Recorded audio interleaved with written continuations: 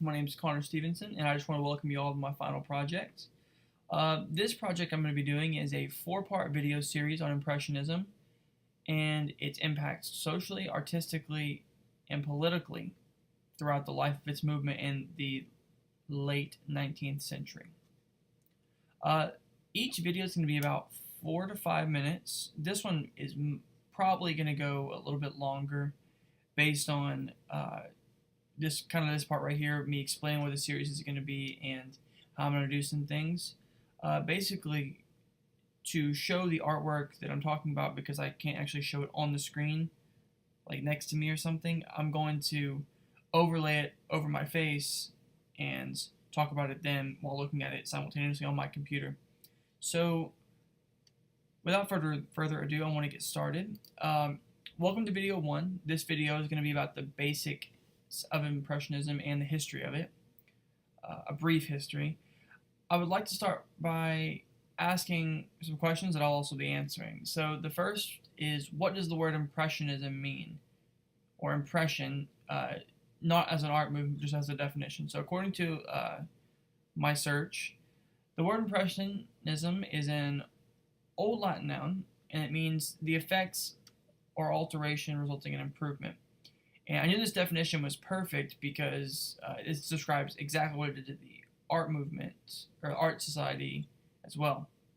So now Impressionism is an art movement, more specifically, is defined as relatively small brushstrokes. They're thin as well, and they're very visible. You can see all the brushstrokes. I want to overlay a picture here of Impressionism Sunrise by Monet. Here you can see what looks to be a boat in the very middle of the painting, and you see in the background, it looks like to me ships. And what struck me about this painting so much is the blues and the greens, and then this one strip of orange. It's the sun, and you can really see all the brushstrokes in here, even down in the bottom, right by where Monet signs it.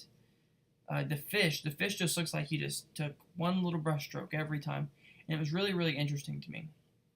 So, speaking of Monet, he is probably the most important figure in Impressionism, and I'm going to talk about him in the next video as well. That one's going to be over the most famous people in Impressionism. So, I'll be discussing him there, but he's very relevant to this video as well because he's what they call the father of Impressionism. And he kind of sparked the movement, and this the painting I just discussed was said to be the first, as far as my research came up. So Monet was a French painter, and I'm going to go way more deeper in his past into the next video, along with other artists. But like I said, father of Impressionism. So Monet was a part of this society called the Anonymous Society of Painters, Sculptors, Engravers, etc. Long name, and this included all kinds of artists, and they're basically responsible for starting Impressionism. The society was a group of different kinds of artists, and they were not getting any recognition from the big art exhibitions. And I'll put like their class photo. That's what I've described it as right here on the screen, and they weren't really getting any recognition, so they decided to do their own exhibition because they were rejected by the Academy, and they were really worried because they didn't know what was going to happen. They thought that it was kind of like they were at wit's end, and they didn't know what they were going to do after if their art didn't get good feedback. So little did they know, people just loved it. All they displayed their art in like a old art studio, and it wasn't very nice at all.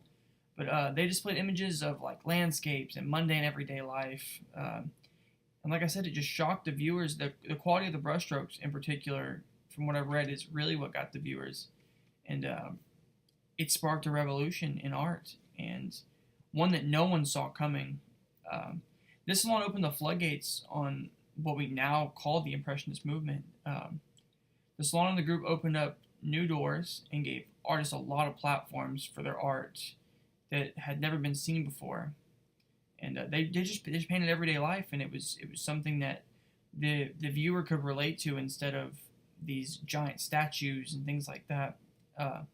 So this subject is really exciting to me because my mom actually had a lot of Monets up in our house when I was growing up, and I've always loved Impressionism. So I'm really excited to share all of my research I've been doing. I've worked very hard, and um, I just want to thank you all for watching video 1, and I look forward to bringing you 3 more videos.